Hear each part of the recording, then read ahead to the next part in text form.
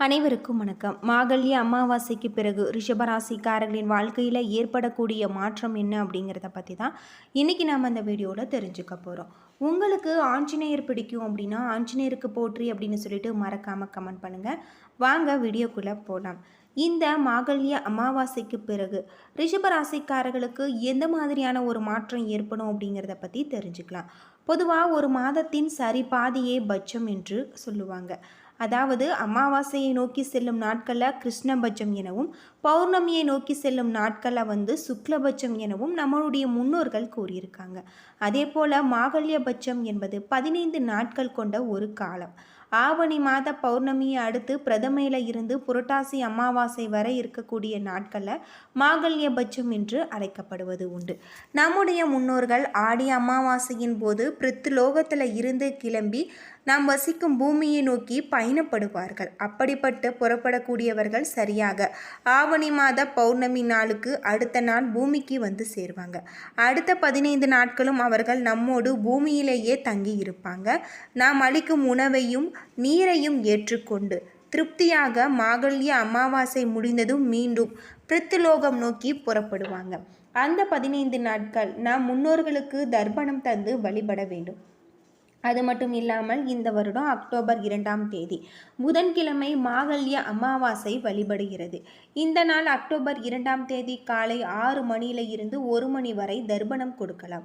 நீர்நிலைகள், கோவில்கள், மண்டபங்களில் சென்று இதை செய்வது இன்னும் விசேஷமான ஒன்று.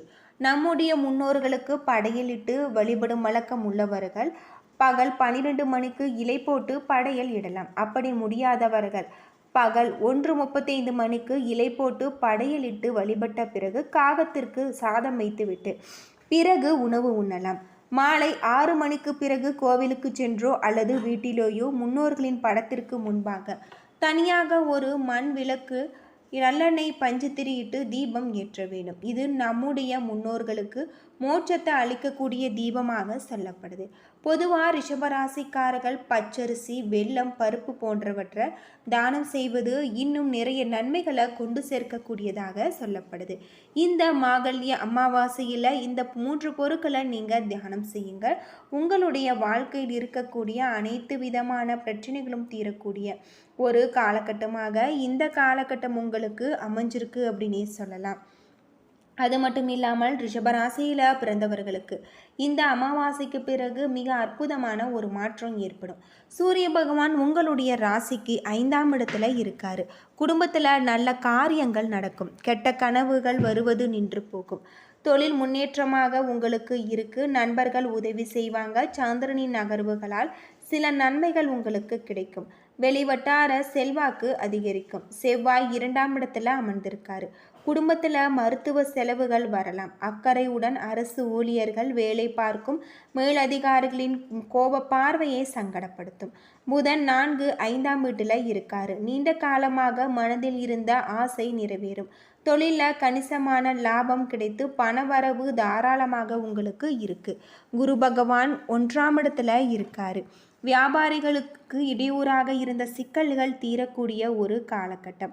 அரசு வேலைக்காக ஒப்பந்தங்களை பெருகுவீங்க. வழக்கறிஞர், கல்லூரி பேராசிரியர் மிகுந்த புகழ் அடைவாங்க. சுக்கிரன் 6ஆம் இடத்துல இருக்காரு. நிலம் வாங்கலாம்.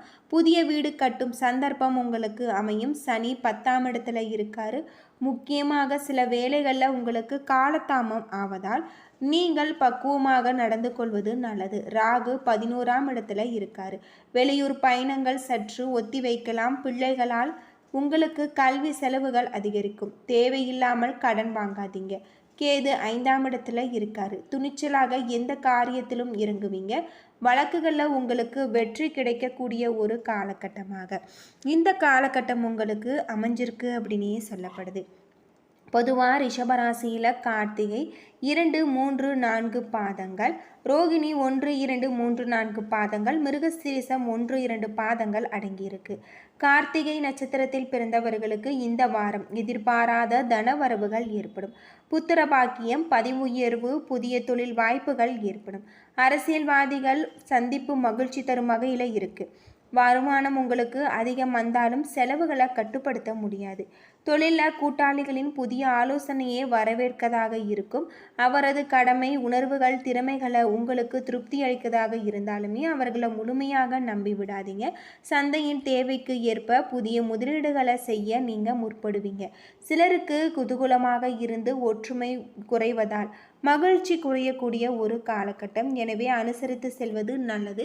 தூக்கமின்மையினால் சுறுசுறுப்பற்ற தன்மை உங்களுக்கு நிலவும். ரோகிணி நட்சத்திரத்தில் பிறந்தவர்களுக்கு இந்த வாரம் தன வரவு அதிகரிக்கும். புத்திர பாக்கியம் ஏற்படும். கௌரவ பட்டங்கள் பதவிகள் ஆகியவை கிடைக்கும். தொழிலில் எதிர்பார்த்தபடி லாபம் இருக்கும். நண்பர்கள் மற்றும் உறவினர்களின் உதவியால் உங்களுடைய உள்ளம் மகிழக்கூடிய ஒரு காலகட்டம். அரசு பணியாளர்களுக்கு ஆணையிடும் அதிகார பதவிகள் கிடைக்கலாம். கோடை வெப்பம் காரணமாக உஷ்ண சம்பந்தமான உபாதைகள் வரலாம்.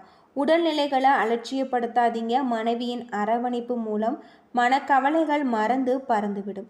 குடும்ப நண்பர்கள் அனுசரணையாக இருந்து உதவிக்கரம் நீட்டுவாங்க. பெண்கள் குடும்பத்தையும் வேலைகளிலும் ஒன்று சேர பார்த்து சமாளித்து திணற வேண்டிய ஒரு சூழ்நிலை நிலவும். இருப்பினும் உங்கள் திறமையால் சமாளித்து விடுவீங்க. மிருகசீரிசம் 1-2 பாதத்தில் பிறந்தவர்களுக்கு இந்த வாரம் விருந்தினர்களின் வருகை வீட்டில் கொண்டாட்டத்தையும் கும்பாலத்தையும் ஏற்படுத்தி தரக்கூடியதாக இருக்கு. அது மட்டும் இல்லாமல் உங்கள் எண்ணங்கள் யாவும் ஈடேறும். புதிய சொத்துக்கள் சேரக்கூடிய ஒரு காலகட்டமாக இந்த காலகட்டம் உங்களுக்கு அமைஞ்சிருக்கு. சுக சௌகரியங்கள் மேம்படும். சுப வார்த்தைகள் கேட்டு நல்ல ஒரு குணங்கள் மாற முயற்சிப்பீங்க. சிலருக்கு எப்பொழுதுமே பண விஷயமான சிந்தனைகள் எழும்.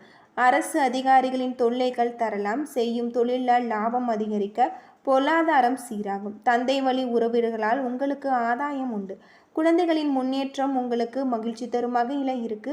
அரசாங்க வகை லாபத்தால் மனம் மகிழ்ச்சி அடையக்கூடியதாக இருக்கு. புதிய நண்பர்களின் சேர்க்கையால் உங்களுடைய தொழிலில் மிக அற்புதமான ஒரு மாற்றம் ஏற்படக்கூடிய ஒரு காலகட்டமாக இந்த காலகட்டம் உங்களுக்கு அமைஞ்சிருக்கு அப்படின்னு பொதுவாக ரிஷப ராசியில் பிறந்தவர்களுக்கு கிரகநிலை எப்படி இருக்கும் அப்படின்னு பார்த்தா, ராசியில் குரு, தன வாக்கு குடும்பஸ்தானத்தில் சந்திரன் செவ்வாய், பஞ்சமஸ்தானத்தில் சூரியன் புதன் கேது, ரண ருண ரேகஸ்தானத்தில் சுக்கிரன், தொழில் ஸ்தானத்தில் சனி, லாபஸ்தானத்தில் ராகு என கிரகநிலைகள் அமைஞ்சிருக்கு.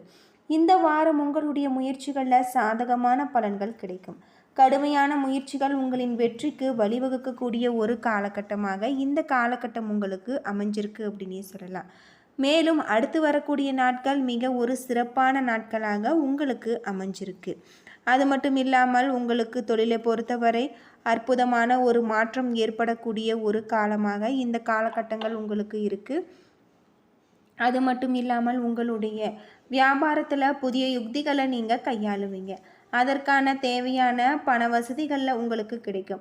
உத்தியோகத்தில் இருப்பவர்களுக்கு வெளியூர் பயணம் செல்ல வேண்டி நேரிடலாம். இது உங்களுக்கு நன்மை அளிக்கக்கூடிய வகையில் இருக்குது. சிலர் குடும்பத்துடன் வெளியூர் சென்று வருவீங்க. பெண்கள் உற்சாகமாக காணப்படுவீங்க. இல்லத்தில் உங்களின் பேச்சு முக்கியத்துவம் இருக்கும். மாணவர்கள் எதிலும் கவனமுடன் இருப்பது உங்களுக்கு நல்லது. சக மாணவர்கள் உங்களுக்கு உதவிக்கரம் நீட்டக்கூடியதாக இருக்குது. பெருமாள் கோவிலுக்கு சென்று அவள் நைவேத்தியம் செய்யுங்கள். ஏழைகளுக்கு உதவுங்கள். உங்களுடைய வாழ்க்கையில் இருக்கக்கூடிய கஷ்டங்களுக்கு தீர்வு கிடைக்கக்கூடிய ஒரு சூழ்நிலை உங்களுக்கு அமைஞ்சிருக்கு. உறவினர்கள் அதிக முக்கியத்துவம் கொடுப்பாங்க. எல்லா வகையிலும் உங்களுக்கு நன்மை உண்டாகும். மற்றவர்கள் மீதான நம்பிக்கைகள் உங்களுக்கு மிகப்பெரிய ஒரு மாற்றம் ஏற்படக்கூடியதாக இருக்குது. அனைவருக்கும் உதவி செய்வீங்க. உறவினர்கள் உங்கள் இல்லத்திற்கு வந்து செல்வாங்க. இதனால் மகிழ்ச்சி உண்டாகக்கூடிய ஒரு காலமாக அமைஞ்சிருக்கு. ஏன்னா நண்பர்களே, இந்த வீடியோ உங்களுக்கு பயனுள்ள தகவலை தந்திருக்கும்னு நினைக்கிறேன். வீடியோ பிடிச்சிருந்தா லைக் பண்ணுங்கள், ஷேர் பண்ணுங்கள், கமெண்ட் பண்ணுங்கள். இது போன தகவலை தெரிஞ்சுக்க நம்ம சேனலை மறக்காமல் சப்ஸ்கிரைப் பண்ணுங்கள். நன்றி நண்பர்களே.